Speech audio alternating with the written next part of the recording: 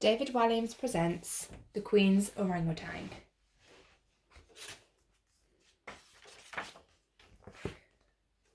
The Queen was trapped in a palace full of stuff, mountains and mountains of old stuff.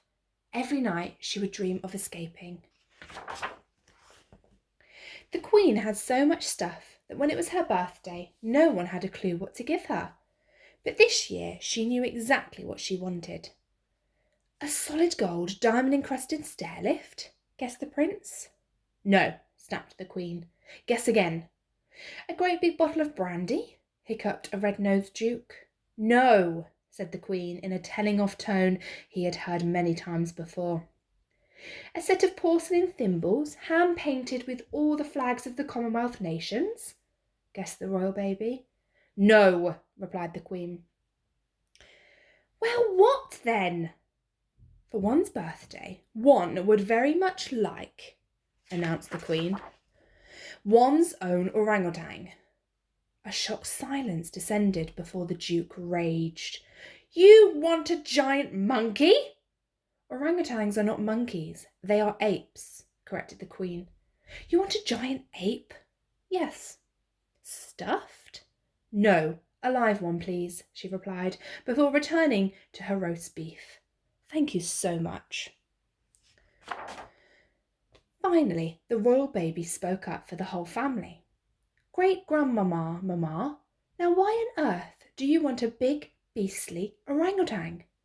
To be my new butler, of course, the Queen announced. The next morning, the entire royal household gathered together to celebrate. Happy birthday! A gigantic cake the size of a paddling pool was wheeled in.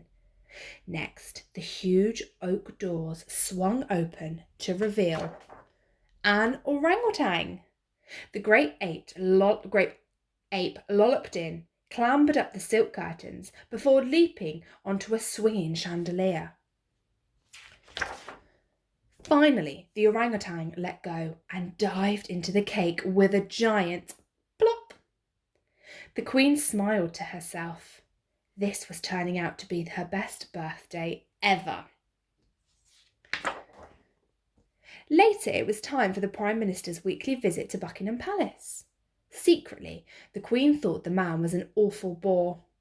He prattled on and on about himself all day.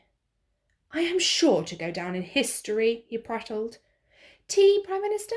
Interrupted the Queen. As the greatest leader this country has ever seen, you know. On and on and on, he prattled as the Queen's new butler wheeled in the tea trolley. The orangutan then proceeded to slurp some tea from the pot, before emptying it over the Prime Minister's head. Milk and 2 sugars, is it? Said the Queen.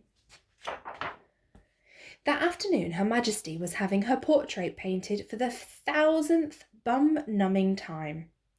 May I say how majestical your Royal Majesty looks on this most glorious of days, your royal birthday?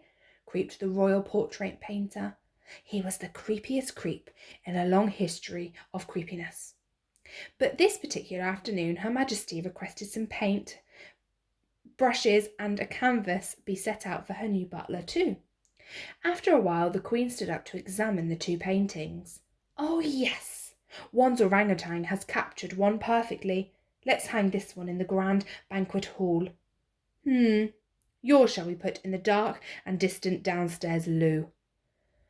I thank your highnessness for her graciousness. That very night the Queen had to host yet another boring banquet at Buckingham Palace for all the leaders of the world. The Queen had to sit next to the President of the United States of America. Her Majesty found the little man an enormous pain in the bottom. For a start, whatever delicious dishes the Queen served, the President always demanded a portion of fries on the side, even with his pudding. But tonight Her Majesty knew just what to do to liven things up. She arranged for her new butler to join in the after-dinner entertainment, dancing with the Royal Ballet Company. The next morning, the maid brought the Queen her breakfast on a silver tray, as she always did. Good morning, Your Majesty, she chirped as she opened the huge velvet curtains. Except it wasn't the Queen in bed. Oh no! Ah! Screamed the maid. It was the orangutan! Meanwhile, outside Buckingham Palace, a figure was swinging across the courtyard on a jungle vine of Union Jacks. It was the Queen! Stop her! But the bearskin guards could not do a thing. The Queen was free. All the Queen left behind was a letter. I hereby decree that my orangutan butler should be made king, and should be in charge of everything henceforth herewith. Goodbye forever. Signed, Her Royal Highness. The end.